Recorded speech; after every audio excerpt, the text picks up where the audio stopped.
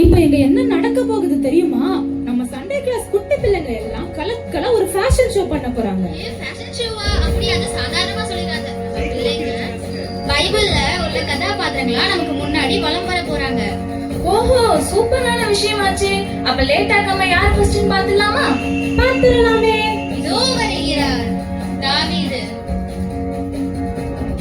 இது நம்ம ஈசாய் மகன் தாவீது தானே?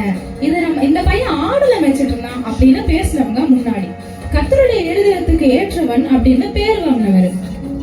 ஆஹா, என்ன அருமையான இசை. அடுத்து யார் வராங்க? இப்ப வர போறாங்க ஒரு பேர் பெற்ற காஸ்டியூம் டிசைனர். அவங்களோட நக்கிரியோட ரிசல்ட்டா அவங்க இறந்த பிறகும் அவங்களுக்கு மறுபிறப்பு கிடைச்சிச்சு. ஓ, தொற்காலக்கா தொற்காலக்கா, அந்த அவங்களா?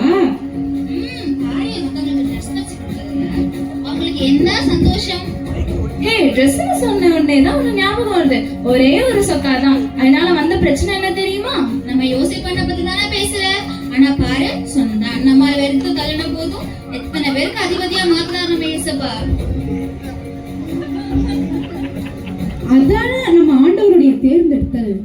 அதுவும் பாரு, அது யாரு அங்க வரது? க்ரௌன் எல்லாம் வச்சு பளிச்சுன்னு வரத பார்த்தா ஏதோ ராணி மாதிரி தான் தெரியுது. எஸ்தர் ராணி. மெதுவா மெதுவா, இங்க நிறைய எஸ்தர் ராணி இருக்காங்க.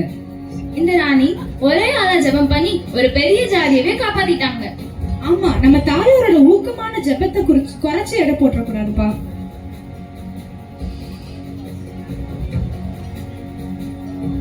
அடுத்து வராங்க நம்ம ரூத். அதே ரூத்தோட வம்சத்தில் தானே நம்ம இயேசு கிறிஸ்து இந்த உலகத்துல பிறக்கணும்னு எவ்வளவு அழகான ஆண்டவரோட கிருபையும் திட்டம் வெளிப்பட்டு இருக்கு.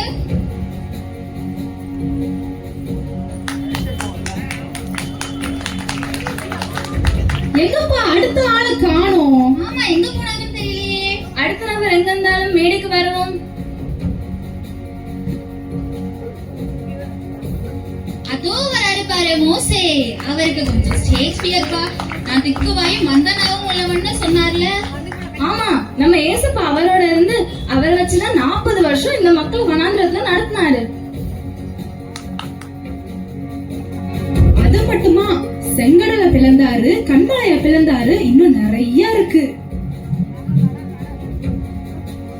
சரி, இப்படி பேசிட்டே இருக்கோமே, இப்ப அடுத்து என்னப்பா? எனக்கு ரொம்ப ஆச்சரியமா இருக்கு. எவ்வளவு நுண்ணியமான தேர்ந்தெடுத்தல், இவ்வளவு அழகான கிருபையின் பரிசு. ஆண்டவராக இயேசு கிறிஸ்து யார வேணும்னாலும் எப்ப வேணும்னாலும் எப்படி வேணும்னாலும் பயன்படுத்துவார்ல. ஆமா, ரொம்ப சரியா சொன்ன. நம்மள பயன்படுத்த இயேசப்பா எப்போ ரெடியா தான் இருக்காங்க. மோசேவாக மோசஸ் ஜானியோ